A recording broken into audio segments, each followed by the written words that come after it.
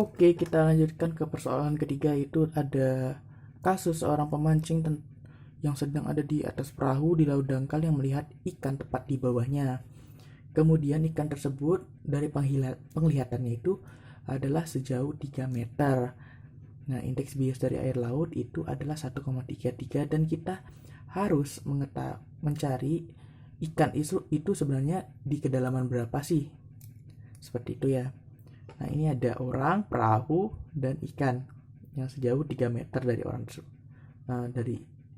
Dari ikan laut tersebut. Entah bagaimana cara menghitungnya, tapi 3 meter.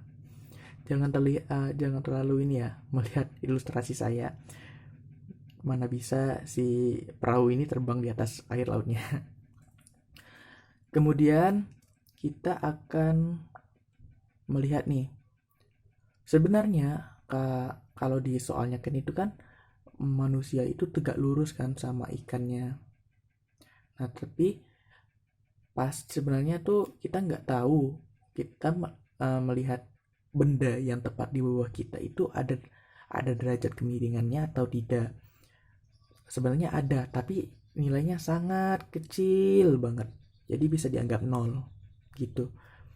Nah, berdasarkan teorinya sendiri seperti ini aja ya. Berarti ada pembelokan sedikit, tapi agak dibesarkan. Karena kita tidak tahu sudutnya itu sekecil apa. Oke. Kalau kalian tahu, sebenarnya kita melihat sebuah benda itu karena ada sinar dari kumpulan-kumpulan cahaya dari sumber cahaya itu datang ke sebuah benda. Kemudian benda tersebut memantulkan sinarnya sehingga mata kita bisa menangkap sinar tersebut. Jadi kita dapat melihat benda tersebut deh akhirnya. Nah, kalau berdasarkan penglihatan kita itu adanya ikan itu sejauh 3 meter ya dari permukaan laut. Berarti ini H aksen. Oke, seperti itu ya. Bisa dibilang sejajar. Nah, kalau berdasarkan teori optika itu kalau seandainya ada sinar yang datang kemudian sinar yang keluar ke medium yang berbeda, maka akan terjadi sebuah pembiasan. Sebuah pembiasan itu pembelokan sinar lah intinya. Nah, untuk indeks bias yang lebih kecil dan indeks bias yang lebih besar, ke indeks bias lebih besar itu akan lebih mendekati garis normal yang ada. Nah, seperti ini ya. Sedangkan kalau indeks bias yang lebih kecil itu kalau dibandingkan kedua medium ya, ke medium yang memiliki indeks bias yang lebih kecil akan menjauhi garis normal tersebut. Nah, tadi kan udah dijelaskan kalau sinar datangnya berarti dari benda tersebut kan, berarti dari ikan. Sehingga besar sudutnya itu bisa kita sebut I. Dan untuk sinar yang keluar itu besar sudutnya R. Nah, mungkin lebih memudahkan kita bisa keluarkan ke sini aja ya. Untuk mengetahui komponen-komponen yang ada di ikan yang kita lihat dan ikan yang sebenarnya di kedalaman berapa. Nah, untuk yang ikan apa namanya? Ikan yang kita lihat. Kalau ikan yang kita lihat berarti ini kan saling bertolak belakang ya, dengan sisi yang sejajar saling bertolak belakang, berarti sudutnya juga tetap R ya, sudut sinar keluar. Dengan jaraknya itu X dan H aksen sebagai tinggi yang kita lihat. Ya, untuk kedua ikan itu memiliki jarak yang sama ya, karena tidak terpengaruh horizontalnya, karena melihat dari atas sama aja kan kedalamannya, tepatnya sama aja gitu. Kemudian untuk yang ikan aslinya itu seperti ini, sinar datang X dan tinggi yang sebenarnya. Oke, kita lanjutkan.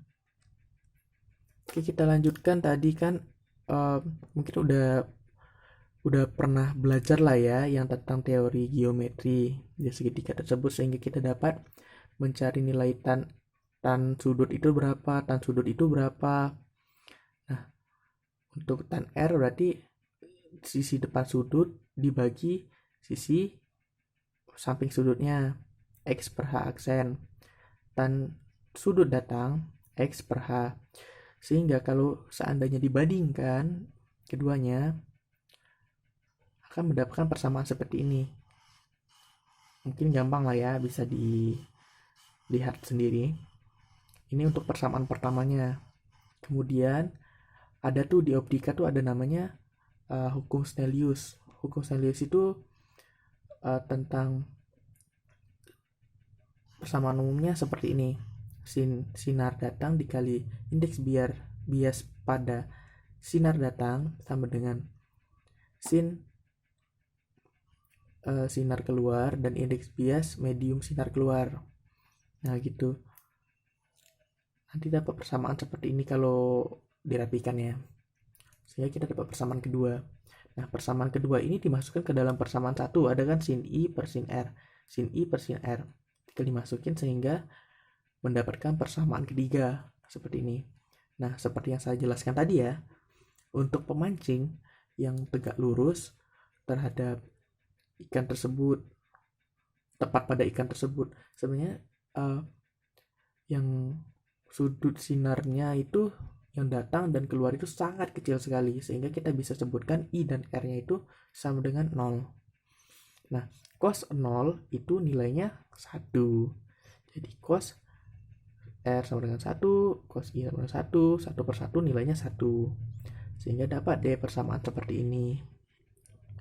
Kemudian kita ingin mencari kedalaman aslinya H kan?